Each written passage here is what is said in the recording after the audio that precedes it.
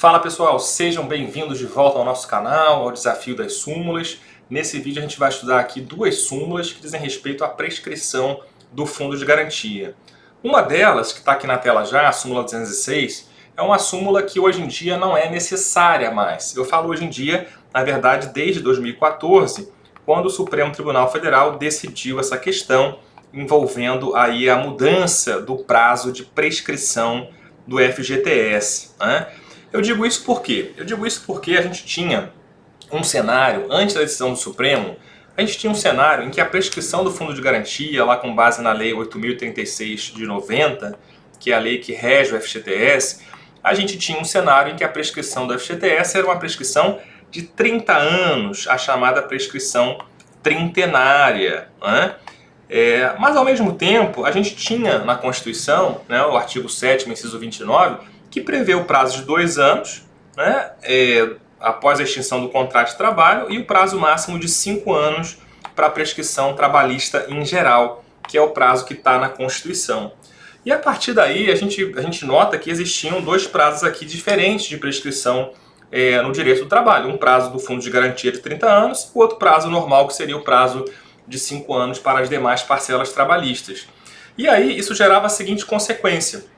A gente sabe que as parcelas salariais, remuneratórias em geral, elas vão sofrer a incidência do FGTS. Então, por exemplo, o que poderia acontecer seria que o trabalhador pediria, por exemplo, num processo, a condenação da reclamada ao pagamento de horas extras, digamos, né? E é claro que as horas extras elas vão refletir em FGTS, ou seja, vai ter que ter um recolhimento de FGTS sobre as horas extras que forem reconhecidas, que forem objeto de uma condenação numa sentença, por exemplo.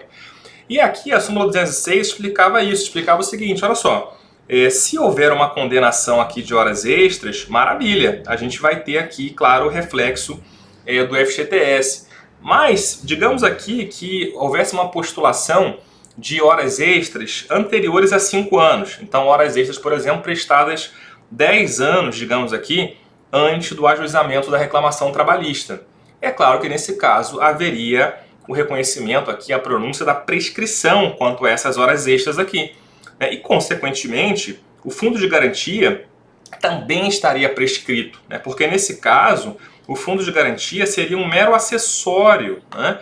E a gente tem aquela máxima, né, que desde que a gente entra na faculdade de Direito, no primeiro dia a gente escuta o acessório segue o principal, né? Eu lembro que o primeiro dia que eu entrei na faculdade, na UFRJ, né, na minha querida Faculdade Nacional de Direito, eu lembro que eu ouvi esse mantra, né? Até os calouros lá, os veteranos brincando, né? Acessório segue o principal e tal. E é isso aqui, né? Então o fundo de garantia, nesse caso, como vai ser um acessório da parcela principal e a parcela principal está prescrita, aqui no caso as horas extras aqui no meu exemplo, o acessório também vai estar prescrito. Então era isso que previa aqui a súmula 206. A prescrição da pretensão relativa a parcelas remuneratórias alcança também a prescrição do FGTS. Então, apesar do FGTS ter um prazo, na época, né, um prazo de 30 anos, como a parcela principal estava prescrita, o FGTS também estaria prescrito, maravilha? Esse que é o significado aqui da súmula 206, e é um significado muito mais histórico. Muito mais histórico, por quê? Porque desde 2014, então, o Supremo definiu que a prescrição do FGTS é a prescrição no prazo de 5 anos. E naquela ocasião, o Supremo decidiu também que seria feita uma modulação temporal de efeitos, né? Já que anteriormente o prazo era de 30 anos e passou a ser de 5 anos, então para evitar que as pessoas fossem pegas na surpresa, digamos assim, o Supremo fez a modulação, né? E essa modulação é que está explicada aqui na súmula 362, que está na sequência. Ela fala assim, para os casos em que a ciência da lesão ocorreu a partir de 13 de novembro de 2014, quer dizer, depois, portanto, da decisão do Supremo, que modificou o prazo de prescrição, né, depois disso é quinquenal a prescrição do direito de reclamar contra o não recolhimento do FGTS, observado o prazo de 2 anos após o término do contrato. Ou seja, qualquer lesão que acontece a partir da decisão do Supremo, qualquer ausência de recolhimento, qualquer não recolhimento de FGTS a partir da decisão do Supremo, a gente vai ter então a prescrição trabalhista normal, lá de 5 anos, como o Supremo determinou. Agora, para os casos em que o prazo prescricional, inciso 2º agora que a gente está, para os casos em que o prazo prescricional já estava em curso em 13 de 11 de 2014, quando o Supremo tomou essa decisão. Aplica-se o prazo prescricional que se consumar primeiro 30 anos, contagem do termo inicial, ou 5 anos a partir de 13 de 11 de 2014. A modulação que o Supremo fez aqui com relação a isso. Eu vou detalhar aqui na sequência essa modulação com um exemplo, para ficar bem claro isso. Mas antes de explicar aqui essa modulação, né, para a gente poder aprender isso melhor, aqui a gente tem que registrar nossa crítica à posição do Supremo Tribunal Federal. Crítica sempre respeitosa à instituição, né, aos seus integrantes também, claro, mas uma crítica acadêmica aqui. Por quê? Porque é uma decisão que vai na contramão de toda a principiologia do direito do trabalho, e eu iria além, não só do direito do trabalho, né, a principiologia dos direitos humanos em geral, e consequentemente do próprio direito constitucional brasileiro. Porque se a gente pensar o seguinte, qual o princípio que vai reger, o princípio que vai reger essa ideia base do direito do trabalho? É o princípio da progressividade, não só o direito do trabalho, mas os direitos sociais em geral.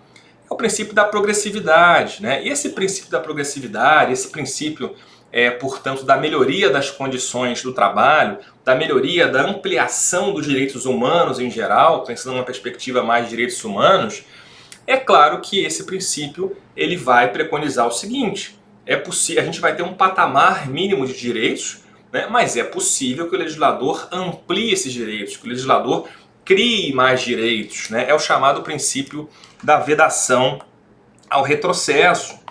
É possível, claro que é possível, que o legislador traga mais direitos. E isso está positivado, inclusive, aqui no artigo 7º da nossa Constituição, no caput, quando ele prevê ali que são direitos dos trabalhadores, dentre outros que visem a melhoria da sua condição social. Portanto, a gente tem aí, certamente, essa ideia que é uma ideia que deriva do próprio princípio da proteção no direito do trabalho.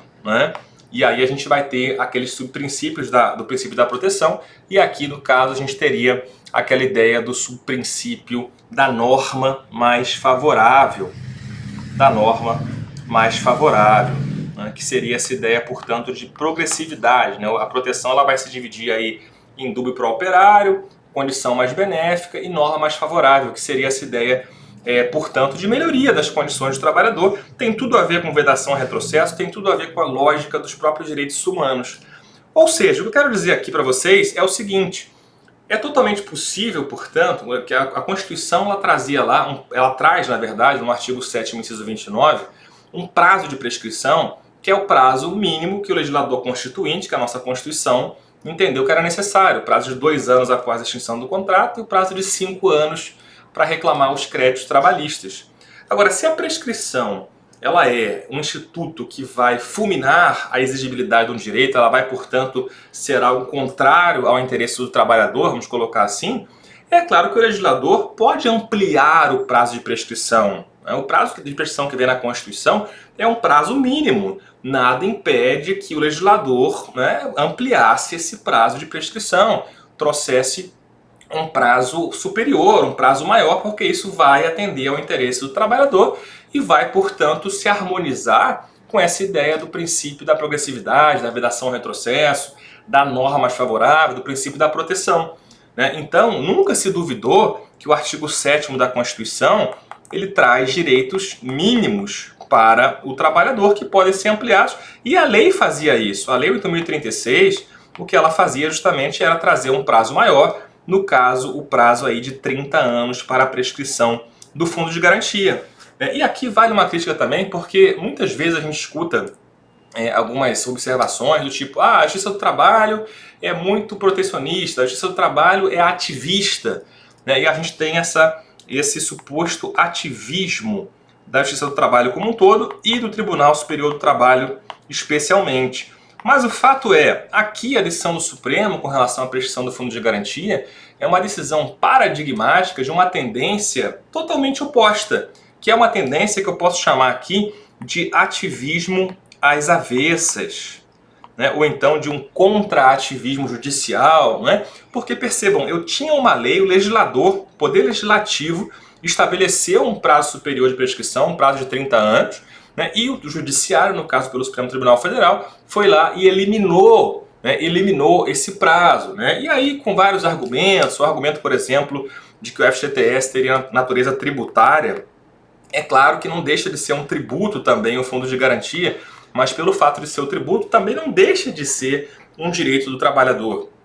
E é claro que o legislador pode estabelecer um prazo de prescrição diferente, ainda que seja para um tributo específico ou para um direito trabalhista específico, como era o caso do fundo de garantia.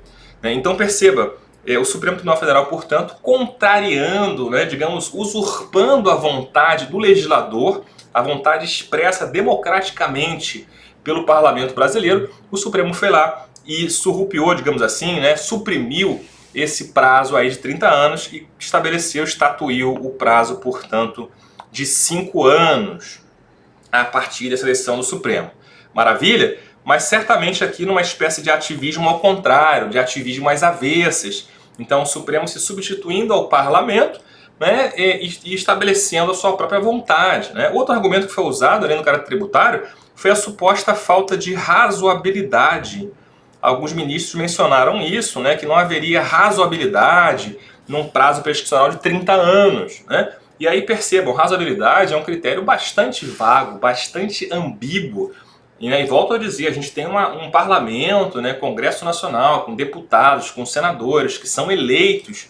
Eles definem um prazo de 30 anos, um prazo, portanto, que se harmoniza com os ditames aqui da Constituição, que traz uma progressividade de direitos, até porque o fundo de garantia ele tem um interesse não só individual do trabalhador, mas um interesse também social, porque os recursos do fundo, a gente sabe, são usados para financiar diversas situações de interesse público, e o Supremo, por um argumento tão ambíguo e tão vago como a razoabilidade, ele vai lá e suprime, então, portanto, e se sobrepõe ao Parlamento Nacional, exercendo aqui claramente um ativismo ao contrário, um ativismo às avessas. Maravilha? Mas é o que a gente tem aqui, Então a decisão do Supremo foi em sede de repercussão geral, é uma decisão, portanto, que é obrigatória, que é vinculante e que a gente vai seguir. Muito embora a gente não concorde, em função dos vários argumentos que eu dei aqui, a gente vai seguir porque, claro, é uma decisão obrigatória. E aí vem a questão da modulação, que é justamente aqui o inciso 2º, que muita gente não compreendeu muito bem e até hoje se confunde. Para explicar isso daqui, vamos pensar aqui em 2 exemplos. Tá? Eu vou pensar um exemplo aqui, nos 2 casos aqui, o não recolhimento do fundo, ele aconteceu antes aqui de 13/11 de 2014. Tá? Só antes disso aqui, o seguinte, um detalhezinho importante, é que a prescrição do fundo, então, ela passa a ser de 5 anos. Agora, os 5 anos, eles são contados aqui a partir da violação do direito, a partir, portanto, da data, daquela data em que o empregador deveria ter feito o recolhimento de FGTS.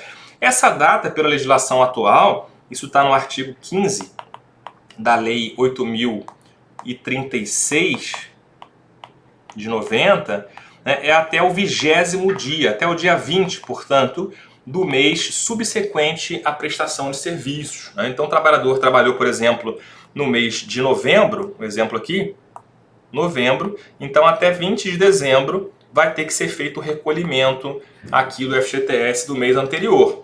Se não for feito o recolhimento dia 20 de dezembro, dia 21 de dezembro já começa o prazo de prescrição de 5 anos. Tá? É assim que a gente vai computar a prescrição do fundo de garantia. Bom, e agora sim a gente pode dar um exemplo aqui, ou melhor, 2 exemplos, para trabalhar a questão da modulação. Então a data referência vai ser 30 de novembro de 2014, que é a data em que o Supremo decidiu. Vamos pensar aqui 2 exemplos. Vamos pensar um exemplo de uma competência de FGTS, digamos aqui, outubro de 2013. Tá? Outubro de 2013. Bom, pela decisão do Supremo, pela súmula 362, como é que a gente tem que computar isso daqui? Eu tenho que fazer duas possibilidades aqui, tá? De acordo com o raciocínio que a gente fez, é claro que isso anteriormente era o dia 7, essa lei que modificou o artigo 15 da 8.036 é de 2022. Então, para facilitar aqui, vamos pensar que no dia 20/11 de 2013, vamos supor que nesse caso aqui começou a contar a prescrição aqui do FGTS. Eu teria que fazer 2 contas aqui de acordo com a decisão do Supremo e a súmula 362. Eu vou somar 5 anos, eu vou somar 5 anos a partir ou melhor, né, voltando aqui na súmula, né, 30 anos do termo inicial ou 5 anos a partir do 13/11. Então eu vou contar 30 anos daqui, eu teria 20/11 de 2043, né, se a minha matemática não falha aqui, seria o prazo prescricional limite. Ou então 5 anos a partir daqui, 5 anos a partir de 13 de novembro. E aí eu teria, portanto, 13 de novembro de 2019, não é? Qual o prazo que vai se aplicar aqui, portanto? O primeiro, né? aquele prazo menor, conforme fala a súmula. Então aqui, para uma lesão que ocorreu, por exemplo, em outubro de 2013, o prazo limite seria, portanto, 13/11 de 2019, para o trabalhador ajuizar a reclamação trabalhista postulando, então, o recolhimento do fundo referente a essa competência aqui de outubro de 2023, tá? Agora, se eu pensar um exemplo mais antigo, né? Vamos pensar um exemplo aqui de uma lesão ocorrida, vamos pensar aqui agora em setembro de 1989, né? De 89, vamos pensar aqui 89.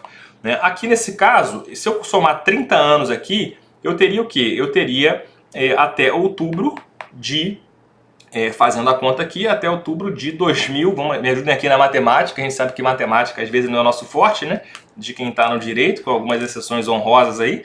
Mas aqui, se eu não estou errado, seria outubro de 2019, né? Seria o prazo limite aqui para esse sujeito cobrar esses valores. Parece algo muito antigo, é muito antigo sim, mas a gente tem vínculos sim, né, dessa época ainda. Hoje em dia cada vez menos, claro, conforme o tempo vai passando, esses vínculos mais antigos eles vão deixando de existir. Mas a gente tinha, né, quando o Supremo decidiu, a gente tinha eventualmente trabalhadores aí que entraram na empresa até antes aqui de 1989, por exemplo.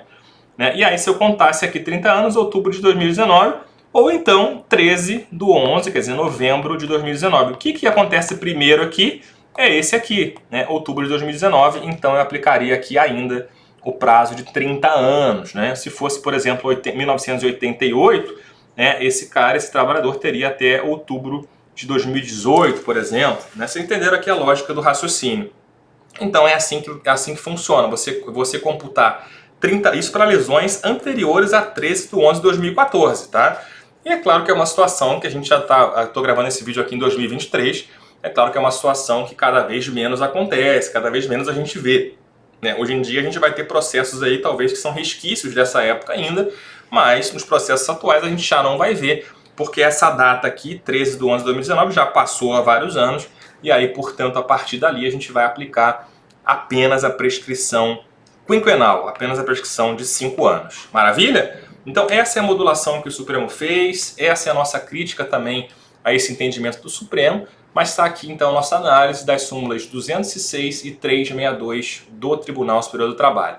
Grande abraço e até o próximo vídeo.